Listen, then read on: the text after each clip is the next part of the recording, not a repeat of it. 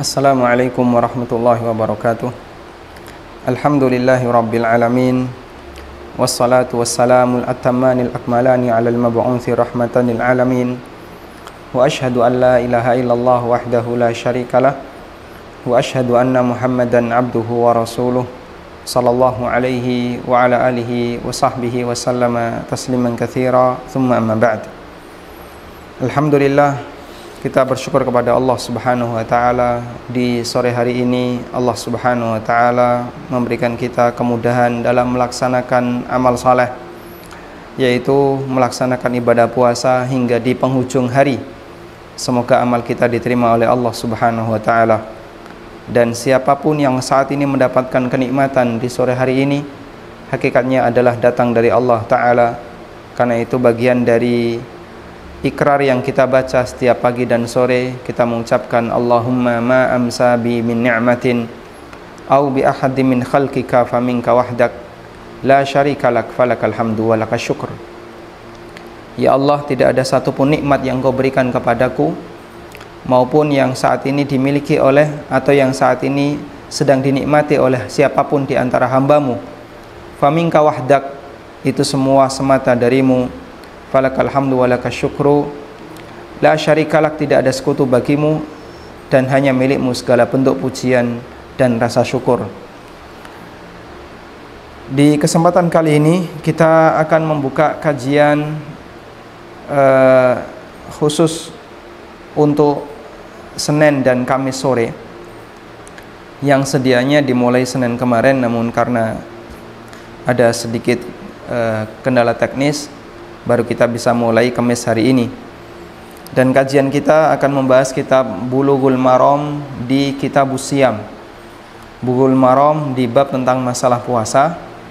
Kajian ini diselenggarakan oleh DPPAI, Universitas Islam Indonesia, yang beralamatkan atau kantor pusatnya adalah di Jalan Kaliurang.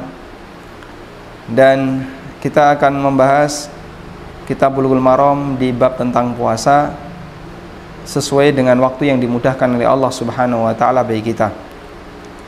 Dan tadi sudah disampaikan oleh pihak moderator bahwa insyaallah di akhir sesi kita akan berikan kesempatan untuk tanya jawab. Semoga Allah Subhanahu wa taala memudahkan. Kitabus Shiyam, kitab artinya bab. Kitabus Shiyam berarti bab tentang masalah as-siyam. As-siyam sendiri secara bahasa artinya adalah al-imsak, menahan diri. Sehingga puasa disebut as-siyam karena dia adalah menahan dari batalkannya. Abu Ubaidah dalam penjelasannya di Mu'jam atau di Majasul Quran mengatakan yuqalu likulli mumsikin an syai'in min ta'amin aw syarabin aw kalamin aw an a'radin nas wa aibihim fahuwa sha'im. Orang yang menahan diri sehingga dia tidak makan, tidak minum, tidak berbicara, atau tidak mengganggu kehormatan orang lain maupun mencela aib orang lain, maka dia hakikatnya sedang berpuasa. Karena itulah Maryam radhiyallahu anha ketika beliau dalam kondisi hamil kemudian melahirkan Isa alaihissalatu wassalam, sementara beliau wanita suci, Allah perintahkan beliau ketika dalam kondisi hamil, jika kau ketemu manusia, fakuli, maka ucapkanlah inni nadartu lirrahmani sauman falan ukallimal yauma insiya. Fakuli, maka ucapkan inni nadartu lirrahmani sauman, aku bernadar puasa untuk Allah. Falan ukallimal yauma insiya, dan pada hari ini saya tidak akan berbicara dengan siapapun. Dan nadarnya Maryam adalah nadar untuk puasa dalam bentuk tidak mau bicara sepeser pun, atau puasa bisu, puasa dalam bentuk tidak mau bicara. Dan itu bagian dari syariat yang berlaku pada zaman Zakaria alaihissalatu wassalam, yang itu tidak berlaku di zaman sekarang. Karena itulah ketika ada orang yang berpuasa di zaman Nabi SAW, dia nazar puasa, tidak makan, tidak minum, tidak duduk, tidak berteduh, tidak makan, tidak minum, tidak duduk, tidak berteduh, dan tidak bicara. Maka Nabi SAW perintahkan kepada orang ini untuk duduk, berteduh, bicara, tapi lanjutkan puasanya, yaitu tidak makan, tidak minum. Karena dalam ajaran syariat kita tidak boleh ada puasa dalam bentuk mogok bicara. Kemudian secara istilah, definisi puasa adalah al-imsaku biniyatin, al-imsaku biniyatin anil muftirat min syakhsin muayyan, min syakhsin makhsus fi waqtin makhsus. Puasa secara istilah adalah menahan diri dari segala bentuk yang membatalkannya, biniyatin disertai niat. Karena ada bentuk menahan diri tapi tidak disertai niat. Orang ketika mau dioperasi, dokter menyarankan Bapak tidak boleh makan, tidak boleh minum selama sekian jam. Maka dia menghindari makan minum bukan karena dalam rangka beribadah kepada Allah, tapi karena persiapan operasi. Min syakhsin makhsus, yang dilakukan oleh orang tertentu, yaitu mereka yang telah memenuhi syarat puasa. Seorang muslim yang mukallaf, dia berakal dan dia seorang muslim. Kemudian fi waqtin makhsus, di waktu tertentu, yaitu waktu sejak terbit fajar sampai terbenam matahari, yaitu waktu selama siang hari puasa, sejak terbit fajar sampai terbenam matahari. Sehingga orang yang tidak makan, tidak minum di waktu malam, dari mulai jam 10 malam sampai jam 4 pagi, karena dia tidur, ya, maka ini tidak disebut berpuasa. Dan tentang kewajiban puasa, Allah Subhanahu wa Ta'ala telah wajibkan puasa sebelum adanya Ramadan. Dia tidak boleh makan dan minum. Kemudian Allah Subhanahu wa Ta'ala turunkan kewajiban berpuasa Ramadan wajib bagi siapapun, tidak ada lagi pilihan. Sehingga kalau dulu boleh milih antara puasa atau memberi fidyah, memberi makan, sekarang nggak ada. Pokoknya semuanya harus puasa. Kecuali bagi mereka yang tidak mampu, maka dia boleh bayar fidyah. Sementara tata cara puasanya dimulai dari terbit fajar, tsumma atimmus siyama ilal lail, kemudian boleh berpuasa atau wajib berpuasa sampai masuk waktu malam, lalu dia boleh makan minum sampai terbit fajar. Wa kulu washrabu hatta yatabayyana lakumul khaytul abyadu minal khaytil aswadi minal fajr. Silahkan makan minum sampai jelas bagi kalian ada benang hitam dan putih, ada benang putih di atas benang hitam, yaitu terbitnya waktu fajar. Hadis yang pertama di bab tentang puasa dari kitab Bulughul Maram adalah hadis dari Abu Hurairah radhiyallahu anhu. Rasulullah sallallahu alaihi wasallam bersabda, "La tuqaddimu Ramadana bisawmi yaumin wala yaumaini." La tuqaddimu Ramadana bisawmi yaumin wala yaumaini illa rajulun kana yasumu sawman falyasumhu. Muttafaqun alaih. Tapi di sini tertulis Syekh Abdullah Al-Fauzan hafizahullah, beliau membuat atau dobet untuk kalimat la tuqaddimu dengan kalimat la taqaddamu. Asalnya adalah la tataqaddamu. Berarti di situ harokat yang benar la taqaddamu, bukan la tuqaddimu. La tataqaddamu atau la taqaddamu Ramadana bisawmi yaumin wala yaumaini illa rajulun kana yasumu sawman falyasumhu. Muttafaqun alaih. Janganlah engkau mendahului Ramadan dengan puasa sehari atau 2 hari sebelumnya, kecuali orang yang sudah terbiasa berpuasa sunnah, falyasumhu, maka silahkan dilanjutkan. Muttafaqun alaih, hadis riwayat Bukhari Muslim. Maka dalam hadis ini terdapat dalil larangan untuk berpuasa sebelum masuknya Ramadan dengan berpuasa sehari atau 2 hari, biqasdil ihtiyat, dengan maksud dalam rangka berhati-hati. Berhati-hati jangan-jangan sudah masuk Ramadan. Au biqasdit tatawwu, atau dengan tujuan melakukan amal sunnah sebagai bentuk pemanasan sebelum masuk amal wajib. Sehingga larangan itu ada atau tujuannya adalah dalam rangka untuk mencegah terjadinya tindakan al-ghulu, berlebihan dalam melaksanakan ibadah kepada Allah, yaitu dengan melaksanakan puasa sehari atau 2 hari sebelum Ramadan. Dan hadis ini dijelaskan oleh hadis selanjutannya, hadis yang kedua di bab tentang puasa, yaitu hadis dari Ammar bin Yasir radhiyallahu anhuma. Beliau mengatakan, man shamal yaumal ladzi yushakku fihi faqad asa Abul Qasim. Barang siapa yang berpuasa di hari syak, di hari yang meragukan, maka dia telah bermaksiat kepada Abul Qasim, yaitu Rasulullah sallallahu alaihi wasallam. Hadis ini diriwayatkan oleh Bukhari secara muallaq. Secara muallaq artinya tanpa sanad, namun disebutkan bersanad dan bersambung oleh al-khamsah, oleh 5 perawi hadis.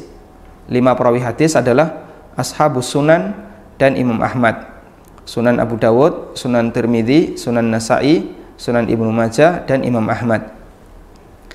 Dan dinilai sahih oleh Ibnu Khuzaimah dan Ibnu Hibban. Dinilai sahih oleh Ibnu Khuzaimah dan Ibnu Hibban dalam kitab sahihnya. Baik, dari 2 hadis ini kita akan mencari kesimpulan-kesimpulan dan pelajaran yang bisa kita ambil terkait masalah larangan berpuasa sebelum masuk Ramadan. Yang pertama, bahwa Nabi SAW melarang berpuasa sebelum masuknya Ramadan dengan melaksanakan puasa sunnah sehari atau 2 hari sebelum masuknya Ramadan. Yang jadi pertanyaan, kenapa ini dilarang? Ada 2 keterangan yang disampaikan oleh Syekh Abdullah Al-Fauzan. Syekh Abdullah Al-Fauzan itu berbeda dengan Syekh Dr. Shalih Al-Fauzan. Berbeda ya. Ini 2 ulama yang berbeda. Syekh Abdullah Al-Fauzan hafizahullah mengatakan, Nabi SAW melarang puasa sehari atau 2 hari sebelum masuk Ramadan ada 2 alasan. Alasan yang pertama adalah karena ini termasuk puasa di hari syak. Karena ini termasuk puasa di hari syak, yaitu hari meragukan apakah ini sudah masuk tanggal 1 atau belum. Dan orang yang berpuasa di hari syak dalam rangka kehati-hatian hukumnya tidak boleh. Orang yang berpuasa di hari syak, di hari yang meragukan dalam rangka kehati-hatian hukumnya nggak boleh. Berdasarkan hadis dari Ammar bin Yasir yang beliau sebut, berpuasa di hari syak termasuk bentuk kedurhakaan kepada Nabi Sallallahu Alaihi Wasallam. Alasan yang kedua adalah dalam rangka untuk bersikap ghulu ketika melaksanakan puasa sunnah, sehingga dia berpuasa mendekati Ramadan dalam rangka untuk berpuasa sunnah di situ, dan itu dilarang oleh Nabi Sallallahu Alaihi Wasallam. Kemudian dikecualikan dari hal ini adalah orang yang sudah memiliki kebiasaan puasa sunnah, sebagaimana disebutkan dalam hadis Abu Hurairah, illa rajulun kana yasumu sauman falyasumhu, kecuali orang yang punya kebiasaan puasa, maka silahkan lanjutkan puasanya. Yang dimaksud di sini adalah orang yang punya kebiasaan puasa sunnah. Yang dimaksud kebiasaan puasa sunnah itu ada 2. Pertama, dia terbiasa puasa sunnah dalam waktu setahun. Misalnya puasa Daud atau Senin Kemis. Puasa Daud atau Senin Kemis. Karena dia terbiasa puasa sunnah dalam waktu setahun, maka begitu masuk bulan Sya'ban, silahkan dia lanjutkan rutinitas puasa sunnah itu, meskipun sudah mepet dengan Ramadan. Dia punya kebiasaan Senin Kemis misalnya, kemudian masuk Sya'ban, tetap lanjutkan kebiasaan puasa Senin Kemis tadi. Andaikan Ramadan jatuh di hari Jumat seperti kemarin, apakah Kemis juga disyariatkan untuk puasa bagi dia? Jawabannya disyariatkan. Jawabannya juga disyariatkan. Kenapa? Karena dalam hal ini dia diizinkan untuk melanjutkan puasa sunnahnya.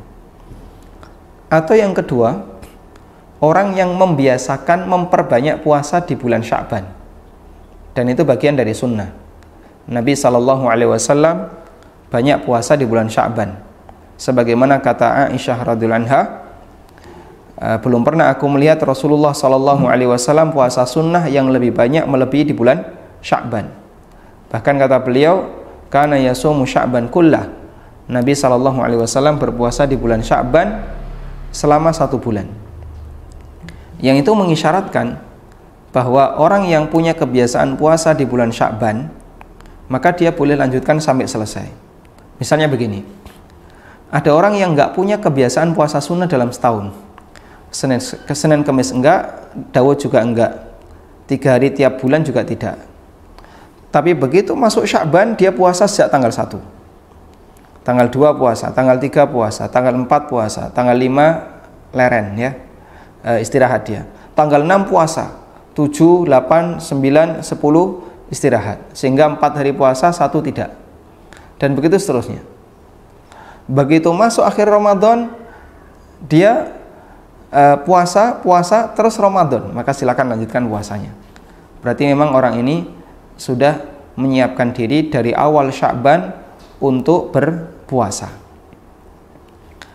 sehingga dia masuk dalam pengecualian untuk tetap berpuasa sehari atau 2 hari sebelum Ramadan. Tapi kalau orang yang puasa Sya'ban cuma sehari, 2 hari atau 3 hari, maka nanti tidak boleh lagi berpuasa setelah mendekati Ramadan. Dan di antara hikmah kenapa ini dilarang adalah dalam rangka untuk menyesuaikan dengan ketetapan Allah. Wa tilka hududullah, dan itulah ketetapan Allah. Maka orang yang melaksanakan perintah sesuai dengan apa yang ditetapkan oleh Allah, itu yang lebih dicintai oleh Allah daripada dia berpuasa dalam rangka untuk kehati-hatian. Yang saya maksud begini, Anda bisa perhatikan ada amalan yang itu sebenarnya sifatnya kenikmatan bagi manusia, tapi itu bisa menjadi sumber kebaikan bagi umat. Contohnya adalah menyegerakan berbuka. Begitu masuk waktu maghrib, dan kita yakin ini sudah masuk waktu maghrib, lalu Anda segera berbuka, kata Nabi SAW, ini bisa mendatangkan kebaikan bagi umat. Nabi SAW bersabda, la yazalun nasu bi khairin ma ajjalul fitrah. Manusia akan senantiasa mendapatkan kebaikan selama dia menyegerakan berbuka. Karena itulah ketika ada seseorang yang menyegerakan berbuka, dia mendapatkan pahala tambahan. Meskipun secara logika manusia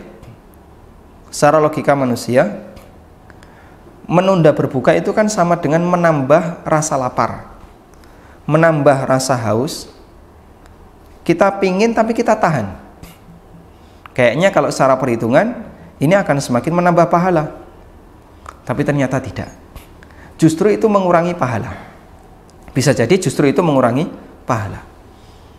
Kenapa? Menyegerakan berbuka kok malah lebih besar pahalanya. Sementara menunda berbuka, menahan diri dalam rangka untuk bisa mendapatkan pahala, justru malah pahalanya lebih sedikit dibandingkan yang pertama. Alasannya adalah karena menyegerakan berbuka itu sikap disiplin terhadap waktu dan ketetapan yang diberikan oleh Allah. Kamu buka ketika maghrib, maka begitu masuk maghrib, dia langsung buka. Itulah bentuk kedisiplinan, dan Allah menyukai yang seperti ini. Karena dia berarti berusaha untuk tepat waktu, masuk, keluar. Jangan nunda-nunda, nggak suka yang kayak gitu. Maka jangan dikira dengan pertimbangan perasaan ini kan biar kita nahan laparnya lebih lama, nahan emosinya lebih lama, tirakatnya lebih lama, biar nahan hausnya lebih lama. Puasa itu tujuannya bukan untuk menyiksa diri. Sehingga ketika orang melakukan seperti itu dengan maksud agar dirinya lebih merasa terbebani, lebih berat dengan menahan lapar, akan semakin menambah pahala, maka sikap seperti ini tidak benar. Sikap kayak gini tidak benar. Yang benar gimana? Anda disiplin, itu terbaik. Anda disiplin dalam masalah ini, itu yang terbaik. Karena itulah para ulama mengatakan, tidak dianjurkan ketika kita wudhu kita membasahi lengan sampai mepet ketiak. Juga tidak dianjurkan ketika kita mencuci kaki maka kita membasahi kaki sampai mendekati lutut. Kenapa? Allah Ta'ala sudah menjelaskan batasan wudhu.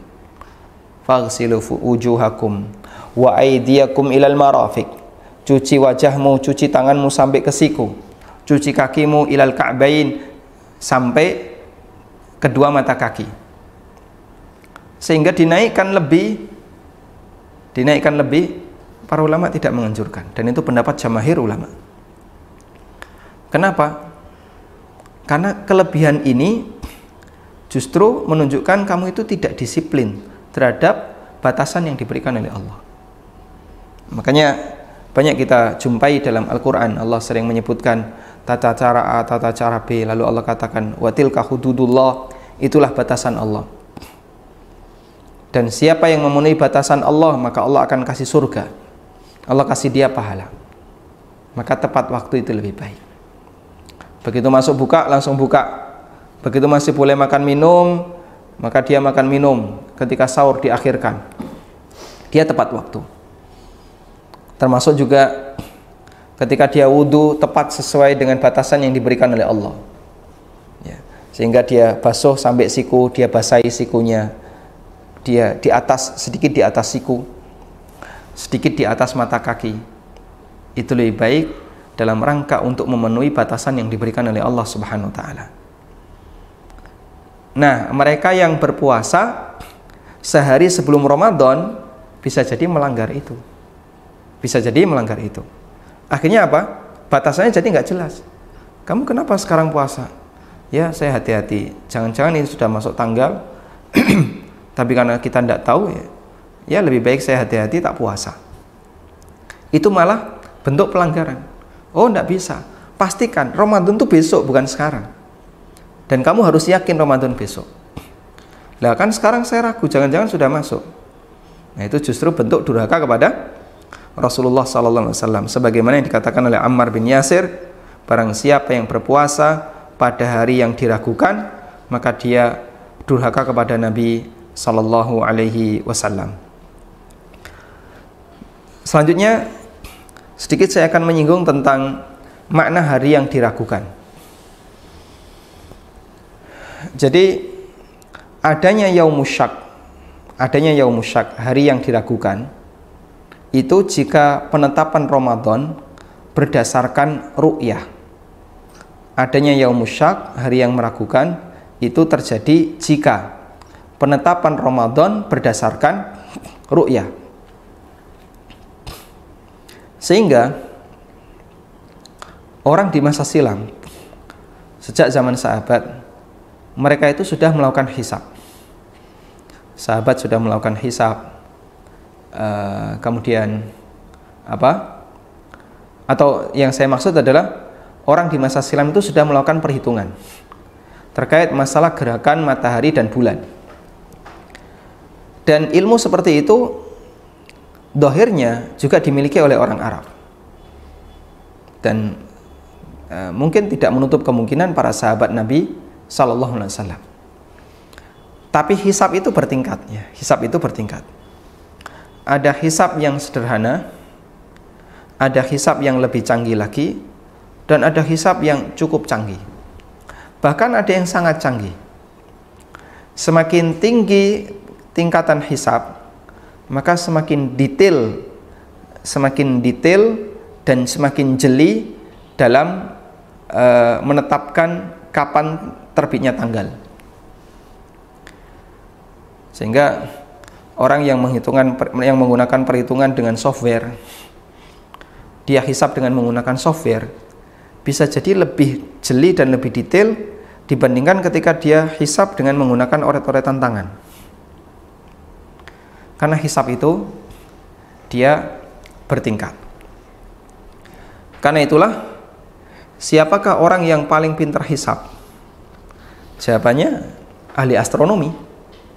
Dan ilmu ini dikuasai dominan oleh orang kafir.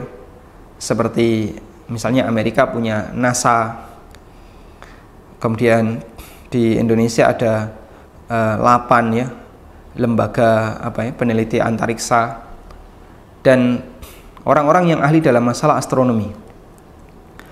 Karena itulah sebenarnya ilmu hisab itu bukan ilmu agama, tapi dia ilmu dunia.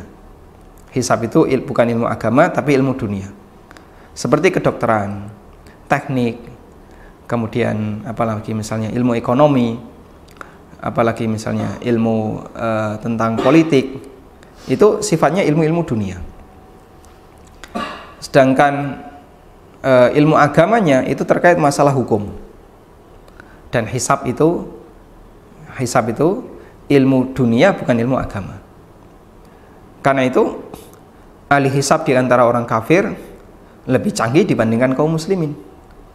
Kenapa? Mereka lebih canggih dalam masalah ilmu antariksa, sehingga penelitian mereka tentang universe, tentang benda-benda di luar angkasa, bisa jadi lebih detail dibandingkan yang dimiliki oleh kaum muslimin.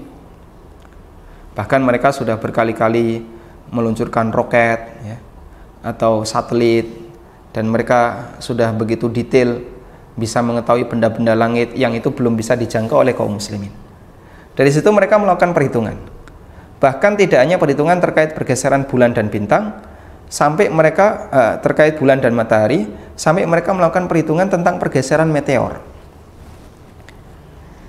Sehingga sampai mereka ngitung nanti akan datang meteor ini di tanggal sekian, dengan kecepatan sekian, di posisi sekian.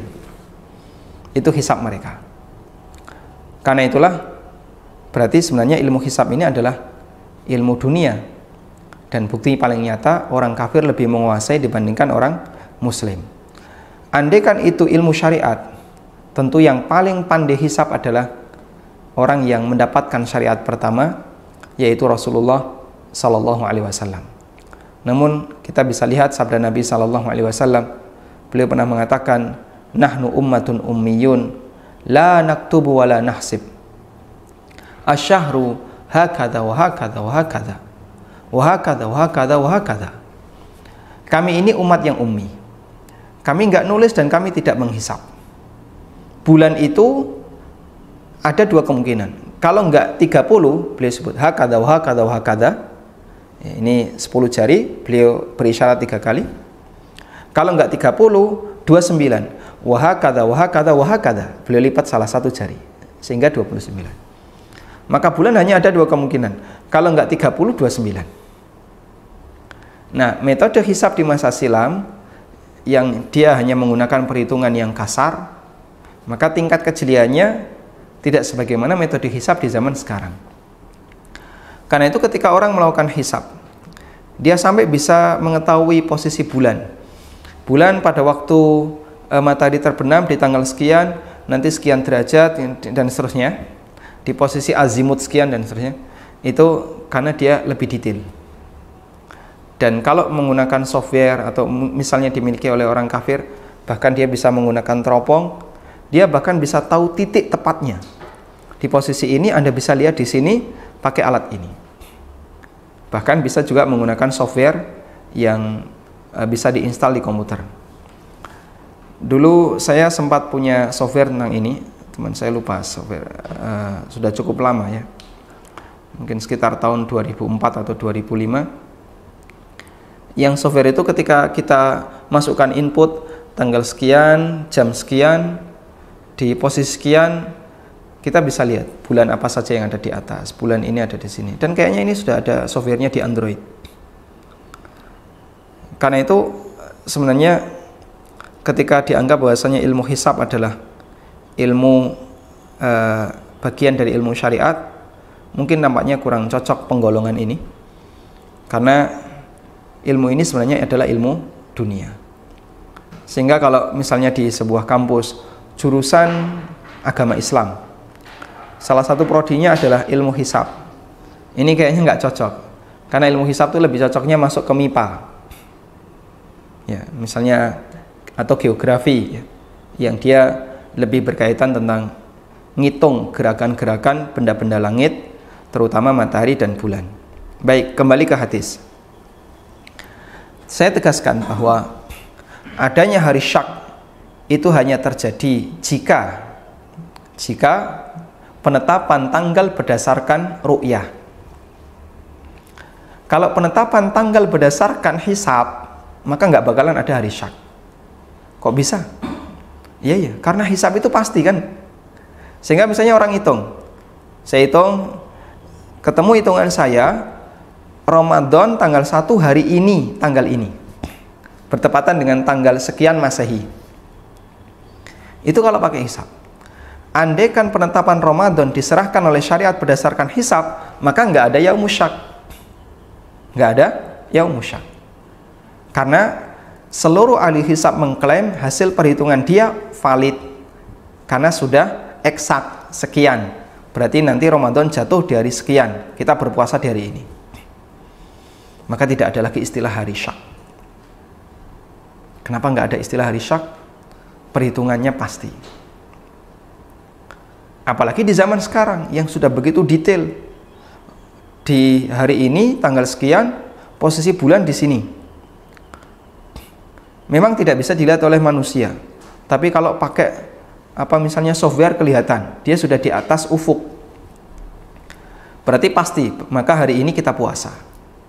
Itu kalau pakai software. Kalau pakai hisab. Baik. Tapi kalau pakai ru'yah, memungkinkan terjadinya hari syak. Gimana bentuk memungkinkannya? Manusia ngitung. Menurut prediksi saya, hari ini hilal terbit. Di hari itu orang nyari. Ternyata suasana mendung. Atau di ufuk barat gelap, atau ada situasi yang lain yang menghalangi pandangan manusia dari melihat bulan, dari melihat hilal. Akhirnya apa? Menurut perhitungan mereka, seharusnya hilal ini sudah terbit, tapi karena suasana tertutup, nggak ada satupun orang yang lihat, maka bisa jadi hilal sudah terbit, tapi karena tidak kelihatan, karena tertutup, mendung, nggak ada satupun orang yang melihat. Berarti besok tanggal 30 Sya'ban. Berdasarkan sabda Nabi SAW, fa in ghubbiya 'alaikum fa akmilu 'iddata Sya'bana 30. Kalau kalian tertutupi sehingga tidak melihat hilal, maka genapkan Sya'ban jadi 30. Nah, dari situlah muncul hari syak. Sehingga hari syak itu adalah hari di mana menurut perhitungan manusia, asumsi kuat mereka ini sudah terbit hilal. Asumsi kuat mereka ini sudah terbit hilal. Tapi ketika dibuktikan di lapangan nggak kelihatan. Kenapa? Faktor cuaca yang nggak mendukung. Gelap, atau karena mendung, atau karena faktor yang lainnya. Kalau di Timur Tengah, badai pasir itu hal yang biasa. Kadang jalanan lebar, lurus, tanpa hambatan, nggak ada lampu merah. Jangankan gedung, belas sama sekali, los. Tapi jarak pandang hanya sekian kilo. Kenapa? Badai pasir. Nggak ada mendung, panas, suasana panas. Tapi jarak pandang pendek karena badai pasir. Sehingga angin yang membawa debu, ya, saking banyaknya sampai kelihatan burem, ya, tapi panas, nggak ada mendung. Nah, membuat orang tidak bisa melihat hilal. Dan itu hal yang ma'ruf, hal yang biasa terjadi di sana. Sebagaimana kalau di Indonesia, hal yang biasa terjadi mendung. Nah, di saat tanggal itu ada kemungkinan apakah ini 30 Sya'ban ataukah 1 Ramadan. Menurut perhitungan saya, sebenarnya hilal kayaknya sudah terbit. Tapi ketika kita buktikan di lapangan, kok ternyata tidak terlihat, maka arahan yang diberikan oleh Nabi SAW, fa in ghubbiya 'alaikum fa akmilu 'iddata Sya'ban 30. Kalau kamu tertutupi, maka genapkan bulan Sya'ban menjadi 30. Nah, di hari ini, hari 30 Sya'ban, yang itu diragukan. Jangan-jangan itu sudah masuk tanggal 1 Ramadan, disebut hari Syak. Jangan-jangan sudah masuk tanggal 1 Ramadan, tidak boleh dijadikan sebagai alasan untuk berpuasa. Dan Nabi SAW melarang puasa di hari ini. Bahkan kata Ammar bin Yasir radhiyallahu anhu, itu termasuk di antara bentuk kedurhakaan. Karena itulah, sekali lagi, adanya hari Syak hanya memungkinkan jika orang menerapkan sistem ru'yah ketika menetapkan tanggal. Nah, dari sini bagian dari keyakinan saya, ya, kenapa hisab itu tidak kita terima sebagai cara untuk penetapan tanggal. Saya tidak meragukan kejelian orang hitung. Bahkan kita bisa menggunakan software, pakai Android, pakai apa, atau bahkan kita bisa tanya kepada ahli astronomi, kalau menurut Bapak kira-kira tanggal sekian bulan hilal sudah terbit belum? Dengan software yang dia miliki, dengan perhitungan yang dia punya, mungkin dia bisa dengan detail menjelaskan, sudah terbit mas, sekian derajat, ada di posisi ini, nanti dia waktunya sekian menit. Kalau sudah lebih dari sekian menit, dia akan tenggelam lagi, hanya sangat sebentar. Makanya kalau pakai kasat mata nggak kelihatan, bahkan pakai teropong pun bisa jadi nggak kelihatan. Bisa jadi perhitungan dia detail dan jeli, namun mohon dibedakan, ya, antara kebenaran hisab dengan penetapan tanggal. Itu dua hal yang berbeda. Nabi SAW, dan bahkan ini juga disebutkan dalam Al-Quran, mengajarkan, syariat kita mengajarkan penetapan tanggal itu berdasarkan ru'yah, bukan hisab. Sehingga masuknya tanggal 1 itu li ru'yatihi, li ru'yatil hilal, bukan li wujudil hilal. Karena melihat hilal, bukan karena keberadaan hilal. Allah Subhanahu wa taala berfirman, "Faman syahida minkumus syahra falyasum." Siapa di antara kalian yang menyaksikan asyahra, yang menyaksikan hilal, silakan puasa. Nabi SAW juga bersabda, dan disebutkan dalam banyak sekali riwayat, sumu li ru'yatihi wa aftiru li ru'yatihi. Berpuasalah karena melihat hilal, dan berhari rayalah karena melihat hilal. Maka beliau kaitkan masuknya tanggal itu berdasarkan melihat, bukan berdasarkan keberadaan. Berdasarkan melihat, bukan berdasarkan keberadaan. Sehingga misalnya para ahli hisab setelah mereka ngitung, baik dengan metode A, metode B, metode C, D, dan seterusnya, mereka semuanya kompak, hilal sudah terbit di bawah 2 derajat. Waktu hilal ini terbit kurang lebih misalnya 10 menit, atau bahkan di bawah itu, anggaplah 5 menit. Sehingga orang kalau tidak pasang mata benar-benar di waktu rentang 5 menit itu, dia nggak bakalan dapat. Secara perhitungan benar. Ketika mau dibuktikan di lapangan, se-Indonesia mendung. Di Saudi misalnya badai pasir. Di negara-negara Islam yang lain nggak ada satupun yang langitnya cerah, terutama di bagian ufuk barat. Sehingga nggak ada satupun Muslim di bantaran dari mulai Indonesia sampai Maroko yang melihat situasi hilal terbit. Terus gimana? Padahal seluruh ahli hisab sepakat hilal sudah di atas ufuk. Jawabannya, kembalikan kepada panduan yang diberikan Nabi sallallahu alaihi wasallam, sumu li ru'yatihi wa aftiru li ru'yatihi fa in ghubiya 'alaikum fa akmilu 'iddata Sya'ban 30. Berpuasalah karena melihat hilal, berhari rayalah karena melihat hilal. Dan kalau kamu mencari hilal Ramadan ternyata tidak ketemu, maka sempurnakan Sya'ban menjadi 30 hari. Nah, itulah cara yang diajarkan oleh Nabi sallallahu alaihi wasallam. Sehingga dari sini kami menyatakan bahwa kenapa teori hisab itu tidak diterima untuk menetapkan tanggal, karena kalau hisab itu ditetapkan maka hadis Ammar bin Yasir nggak berlaku. Kalau hisab itu ditetapkan berarti kita tidak memberlakukan satu hadis yang diriwayatkan oleh Bukhari di mana Ammar bin Yasir mengatakan orang yang puasa di hari Syak maka dia berdurhaka kepada Rasulullah SAW. Sehingga andaikan syariat ini menetapkan hisab sebagai cara untuk penetapan tanggal 1, maka tidak ada hadis ini. Berarti ngapain Nabi SAW bersabda ini? Nggak ada fungsinya, karena hari Syak nggak ada. Nah, beliau bersabda demikian menunjukkan ada hari Syak. Dan hari Syak itu terjadi ketika satu hari menurut prediksi orang kayaknya sudah terbit hilal berdasarkan perhitungan dia, namun ketika dibuktikan di lapangan ternyata nggak kelihatan, maka hari itu ditetapkan sebagai tanggal 30 Sya'ban dan Ramadannya besok. Wallahu ta'ala alam.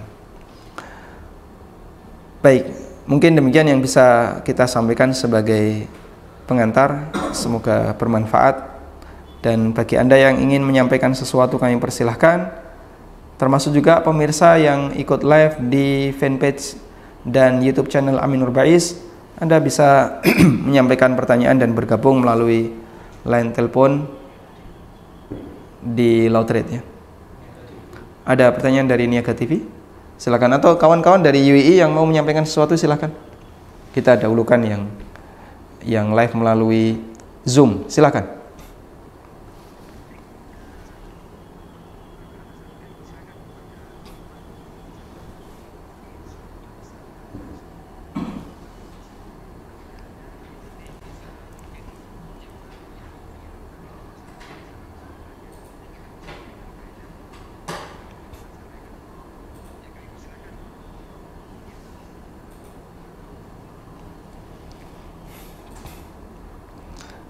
Silahkan, tidak ada? Baik, coba kita kasih kesempatan dulu sambil menunggu yang lain. Ada telepon yang masuk. Baik, silakan, dengan siapa, di mana? Dari Aceh nih, Pak. Boleh? Silakan, Pak. Ini mau tanya, kami kan dari Aceh, kan perbedaan hisab sama Jakarta beda. Yang mau saya tanyakan ini, Pak Ustadz, gimana kami apa bisa ikut yang hilal dari Jakarta? Bapak di mana? Apa itu? Di Aceh.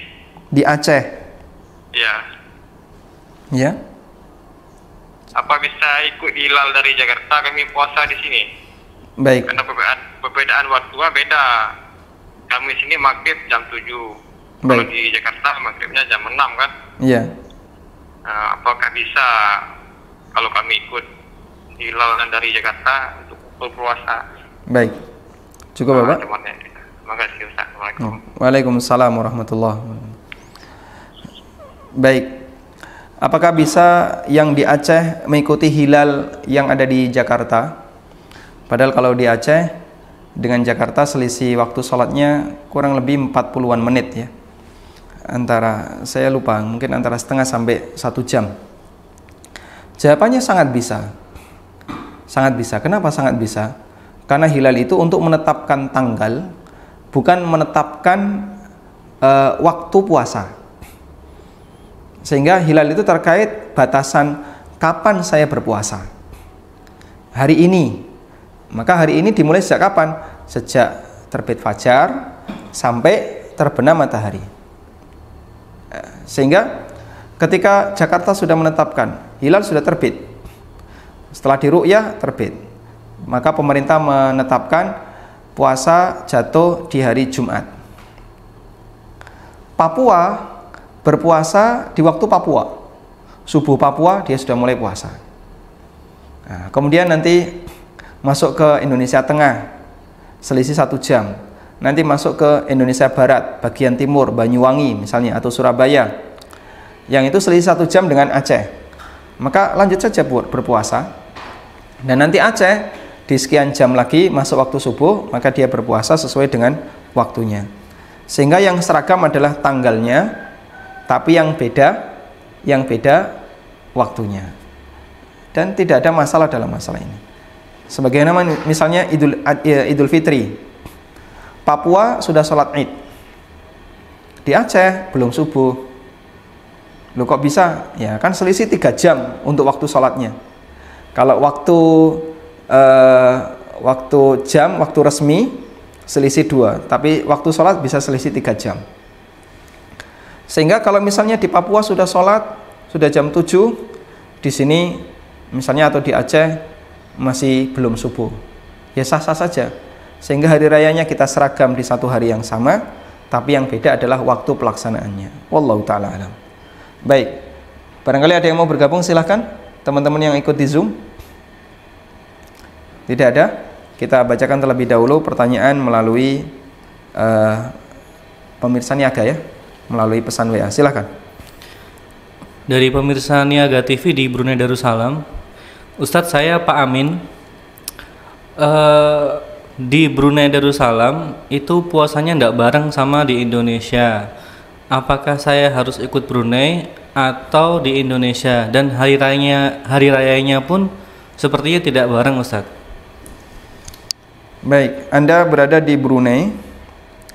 Apakah Anda puasa yang itu beda puasanya dengan Indonesia? Apakah Anda puasa ikut Brunei atau ikut Indonesia? Jawabannya Anda berpuasa mengikuti ketetapan pemerintah di mana Anda tinggal.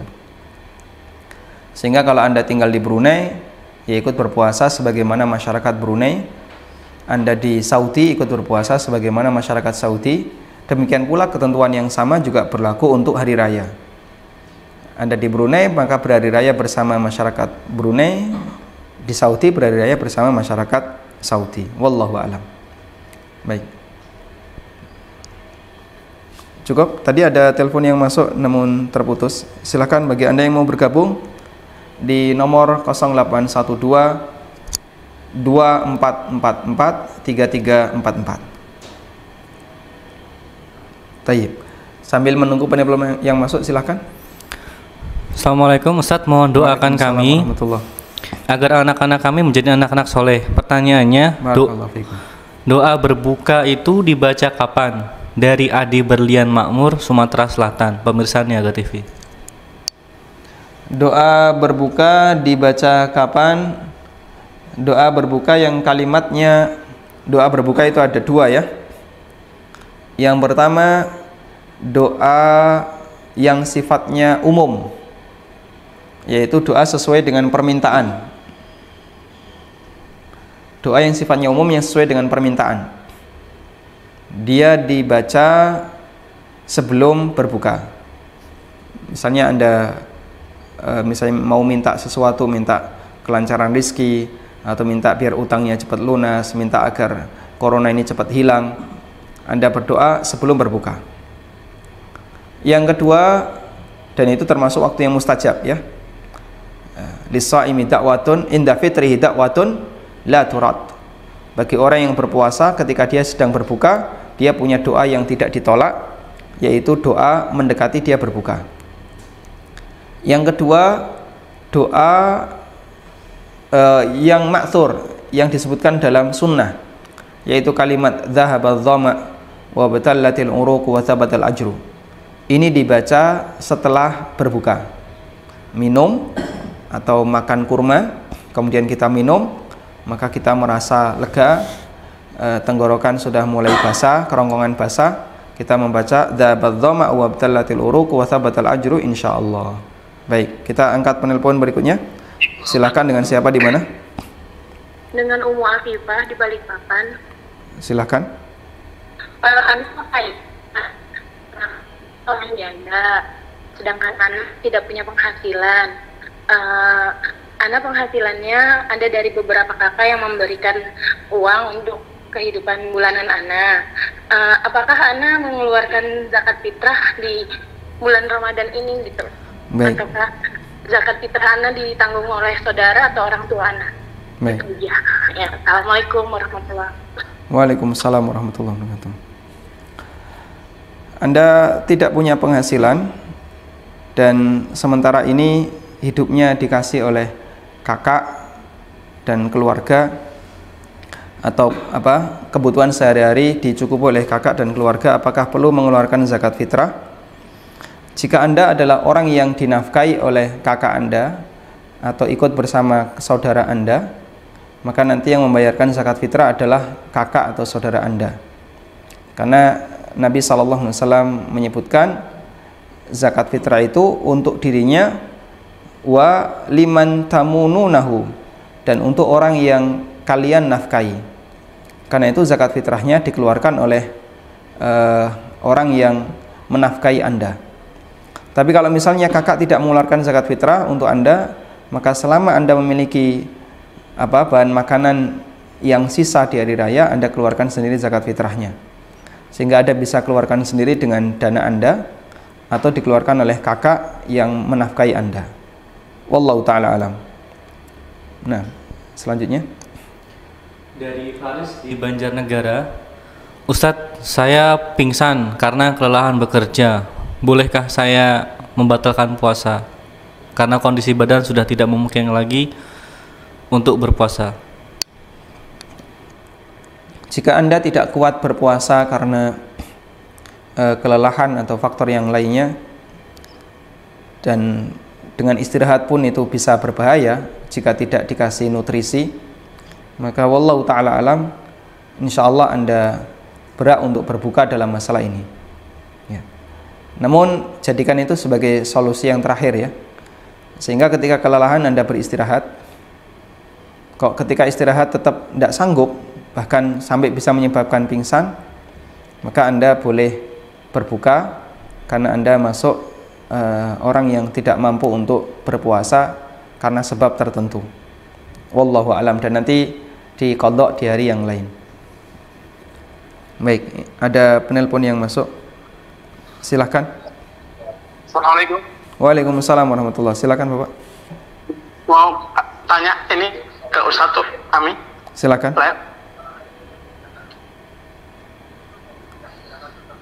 Menunggu atau langsung sekarang? Langsung saja Pak. Sekarang.